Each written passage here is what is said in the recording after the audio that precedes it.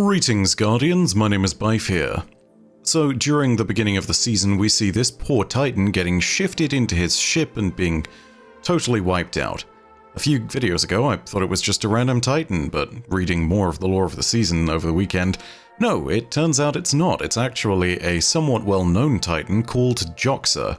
I know, lots of you who don't know the lore might not remember or even know who Joxer is, but they have a story, and I guess, well, I'm just surprised, given that Joxer is actually a named Guardian, and it's just a little sad to see them decked out in literally the most basic Titan armor imaginable.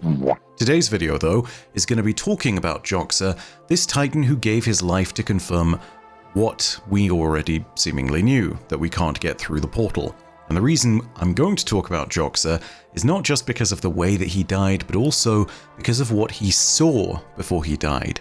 That is actually going to be the most important part of this video, and I promise you that it will add to some of the existing lore that we have, and really changes everything. So buckle in. First though, before we talk about how Joxer got turned into, I guess Chrissy from the 4th season of Stranger Things crossed with the Philadelphia experiment. Yeah, sorry Chrissy. Yeah, we need to actually talk about who Joxer is, because they have a relatively expansive story in the lore. We know that they've been a Guardian for a very long time. Joxer has actually been around since at very least the time of the Great Hunt. We know this because at a certain point in time, he was there to receive a cache of weapons from the awoken Techeuan known as Ilyn. This cache of weapons was distributed with the aim of assisting Guardians with the destruction of the Ahamkara. If you read between the lines on this particular lore entry, which can be found in the Plate of the Great Hunt, the Titan chest piece from the Last Wish raid, you may actually start to see that it wasn't necessarily Mara Sov, but instead it seems like it was Riven who distributed these weapons. There's a line that tells us about the nature of the bargain that was made. Ilyn stated that the weapons were to be returned when the hunt was complete, and that was a necessary part of, quote, her bargain. Note that her is playing the game of, well, we don't know who you're referring to when you use her as the word. When Joxer tried to confirm that the her being referenced was Mara Sov, Ilyn remains silent. It's worth remembering that because there's a reason why this might actually have been Riven instead of Mara, and it's that Riven might have been trying to fulfill a wish of Mara Sov's. You see, Mara wished for a unique and asymmetric source of power that she could use, one that would allow her to have a distinct advantage against the foes that would one day assail her. Riven picked up on that wish and knew that she was that unique source of power, or at least she could be if she was the only Wish Dragon left. And so, it's possible that Riven was the one who requested that these weapons should be provided to the Guardians, knowing that all the other dragons would die, and that this would accomplish Mara's wish. So Joxer has already taken part in dealings with beings that are way beyond his understanding, and his tendency to do this doesn't really end there. After the Red War, he would be in contact with the Drifter and would become a regular in Gambit. Whilst he and some of his compatriots, such as Redrix and Randy, yes, as in Redrix's Claymore and Randy's throwing knife, had previously taken part in the Crucible, Gambit offered them a new outlet and a new chance for riches and loot. However, Joxer would grow closer to the Drifter up until the point at which he took the first test of Gambit Prime. He was literally in the testing group. He was one of the 8 Guardians that was sent in to try the very first Gambit Prime match, and it's a moment that left Joxer scarred because of how brutal it was. It's unclear if this was because it was a difficulty test and the Drifter didn't quite get it right, but what is clear is that Joxer was the only one on his team that actually survived. He walked away and returned to his duties as a servant of the Vanguard. He would never frequent Gambit again, but as best we know, he kept the loot and the spoils that he had earned from testing out Gambit Prime. Now we see Joxer re-emerging once again, and he's piloting the City Hawk as it is approaching the portal in the side of the Traveler. A veteran of the Great Hunt like him was a logical and trustworthy choice for the Vanguard, but unfortunately we all know what happened. He died. However, the interesting thing is that in the lore of the Season of the Deep, we do actually get a look at this perspective, Joxer's perspective, as he goes through the portal, and we understand a lot from it. This can be found in the new seasonal ship known as Akashic Revelation. I'm not sure if it's Akashic or Akasic, but tell you what, we'll go with Akasic for this particular video, and if I'm wrong, well, I guess I'm just wrong. Either way, the lore tab is really important, and it reads as follows. Rosy light bathes the cockpit of a Hawk moving at cruising speed high above the Earth. Up ahead, the traveler hangs motionless against the blackness of space, a triangular gateway of iridescent light bleeding from its shell. It was one thing volunteering for this mission, but sitting now on the precipice of the unknown, the Titan, Joxer holds doubt close to his chest. This isn't any different from the Ahamkara hunts, his ghost reassures. Reckless, hasty, and dangerous. Joxer glances over at his ghost and smiles, already feeling better. 2 Cabal escorts on either side of Joxer's Hawk stall their engines, letting the Hawk proceed forward toward the traveler. They say something over the comms in Ularanth. The translation roughly means, beyond the known is the terror of the universe, his ghost offers. Joxer's not sure if it's a warning, a curse, or a pep talk. Knowing the Cabal, it's all 3. Easing the flight stick forward, Joxer moves the Hawk ahead at a steady pace. His ghost's eye widens as the rosy light from the portal brightens, and the kaleidoscopic surface is all that can be seen in any direction.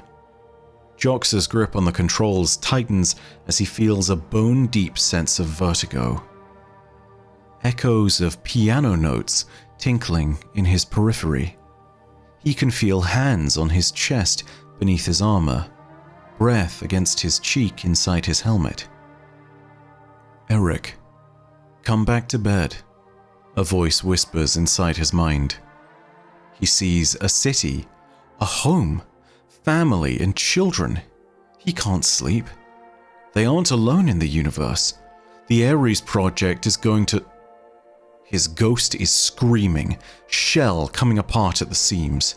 Joxer pulls himself back to reality and jerks the controls as the nose of the Hawk touches the portal. He hears laughter, screams, feels lips on his cheek, hands on his shoulders as the ship begins to pass through. His ghost's scream stretches from the moment of the Big Bang to the heat death of the universe. Joxer hears a scream he will make as his ship begins and ends. Come back to bed.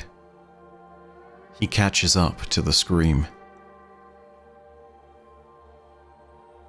Joxer may have died, but his death tells us a remarkable amount about the portal in the side of the traveler. Most importantly of all, it tells us that we're looking at something that manipulates time. When Joxer passed through the portal, he presumably saw his past life before he was a Guardian.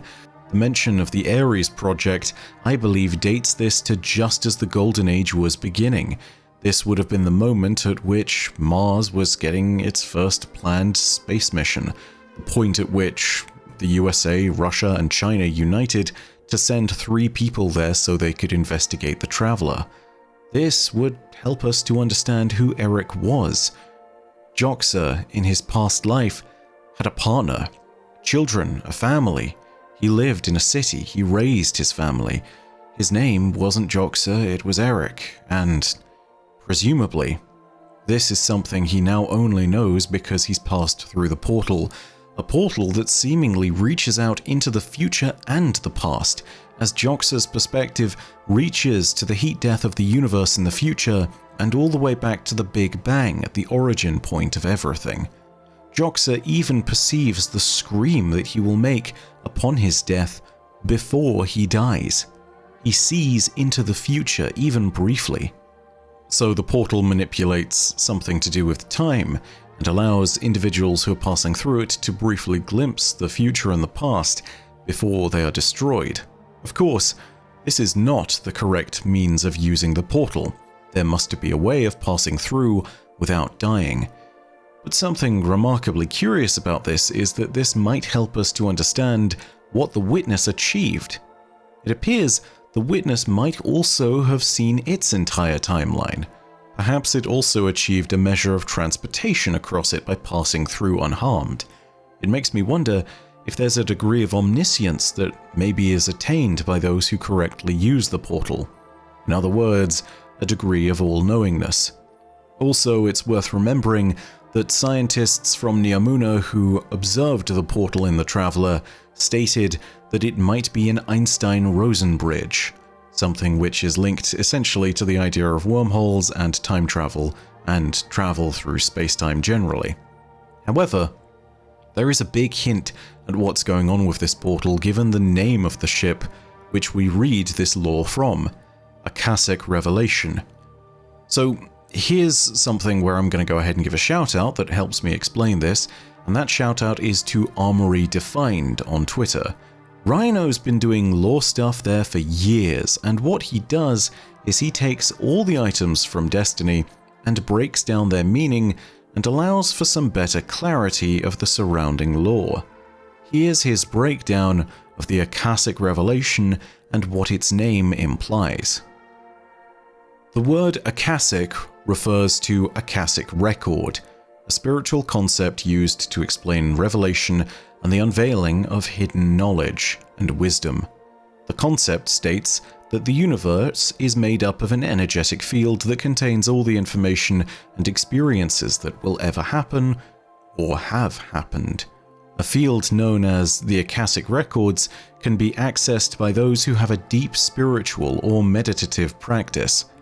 The idea of Akashic Records comes from ancient Hindu and Buddhist texts, which describes a universal field or etheric substance responsible for all things in existence. This field is said to be made up of infinite energy, and it connects all beings living and dead. Within this field, every action, thought, and emotion is recorded, meaning that every human being's life experience is stored within it. The meaning of revelation is the act of uncovering or revealing something that was previously hidden or unknown. In a spiritual context, revelation can refer to an awakening of consciousness or the realization of a hidden truth. Within the Akashic Records, revelation occurs when those accessing the records gain insight and understanding about themselves or the world around them. This can happen in many ways. Some experience revelations through meditation, while others access records through dreams and intuition. Accessing the Akashic Records is said to require a deep level of spiritual practice and openness to experiencing those revelations. Those who do access the records often find that the information they receive is transformative and life-changing, as they gain a newfound understanding of themselves and their place in the world. In many ways, this is a personal belief that each individual must explore for themselves. Whether or not one accepts this concept, there is a sort of transformative power that comes from accessing hidden knowledge and understanding more about ourselves and the world around us. So that is Rhino's breakdown, and again, this is something I'm going to direct you all to. This is my shout out for the video. If you want to expand your lore knowledge and you do happen to use Twitter, look up @Armory Defined. It's a great way to passively expand your knowledge as different items get added into the game, and it's very much something that's relevant and kept up to date. If you want to just scroll back through all of Rhino's tweets as well, you can do that.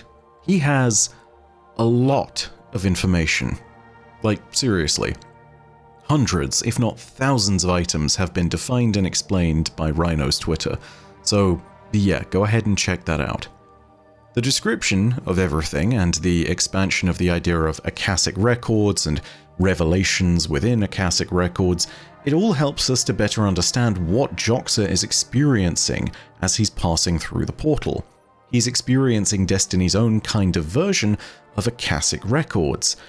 This is perhaps even more important because it's all of a sudden very, very comparable with what was noted about the Veil by one of Bungie's art employees, Dima Goryanov. And remember, this is the Twitter post where they stated that the Veil is a record of the memory and experiences of the cosmos. That's paraphrasing, the actual tweet is somewhere way back. The point being, the Veil here is doing something very similar to what happens to Joxer as he passes through the portal. This is perhaps a piece of the puzzle that is starting to make itself more apparent. The Witness needed access to the Veil for some reason, and the Veil is perhaps the most physically manifest possible version of the Akashic record. It's something the Witness needed in order to create the portal, something it needed to transport itself perhaps to the right moment in time. It's unclear still, but things are slowly starting to unravel and to make sense. I'm starting to figure bits and pieces out here, but of course there is more to it. The unveiling quest and all of this is still starting to slowly piece itself together week by week, and we will have more video content on that in the future, I promise, but for the moment, yeah, that's kind of it. We've still picked up a lot of information, and I dare say that Joxer may have given his life so that we can see if we could possibly follow the Witness, but his death may in fact have given us even more information than we could possibly have anticipated. It's a key element to understanding the Witness's plan, and I think it's fair to say that even though Joxer didn't get through, he didn't die in vain either. He's left us at least with a little more clarity, and perhaps with a little hope. Maybe as time goes on, we too will experience some revelation. And hopefully this one just doesn't kill us. All of that being said, thank you very much. That is the end of the video. If you did enjoy it, go ahead and leave a like, and let me know your own thoughts down below in the comments section. There's some really interesting ideas here to the whole idea of the Akashic records and the energetic field that passes through everything. In particular, you could maybe relate this idea of a universal field to what's gone on about in the Philadelphia experiment, which I think I've mentioned like 5 or 6 times in a video now. It's this idea that's based on how there is a universal field of energy that links all sorts of different forces within our universe. But also, there is something further to it, which is that there's a lot of similarities between that and Strand, and even the idea that Strand kind of pulses out from the Veil itself. Let me know what you think about all of that, because there's a ton of interesting threads to pick apart here, and I think it helps us again with our understanding of what the Veil is, our understanding of where the Witness might have gone, and what the portal really is. So again, all worthy discussion in the comments section down below. If you want more Destiny content, of course, go ahead and hit subscribe and the bell next to subscribe to turn on those email notifications. This week I am starting to build out our schedule for things, and things are going to get interesting. But of course, know that as per usual, your viewership as always is quite enough for me. And that in the meantime, my name is Bife. Por audacia ad astra. I'll see you starside.